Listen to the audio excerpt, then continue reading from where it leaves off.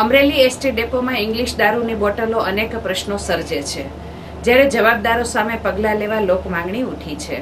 અમરેલીના એસટી ડેપોમાં દેશી દારૂની કોથળીઓ અને ઇંગ્લિશ દારૂની બોટલોથી અગાસી ઉપર અગોચર જેવી હાલત જોવા મળે છે. આ દારૂની બોટલો ક્યાંથી આવી, કોણે ફેંકી એ પણ તપાસનો વિષય છે. બસ સ્ટેન્ડ પ્રત્યે કોઈ કાળજી ન લેવાતા અસામાજિક પ્રવૃત્તિને વેગ મળ્યો હોય તેમ લાગે છે. એટલું જ નહીં, બસ સ્ટેન્ડની છતના પોપડા પણ ખરવા લાગ્યા છે.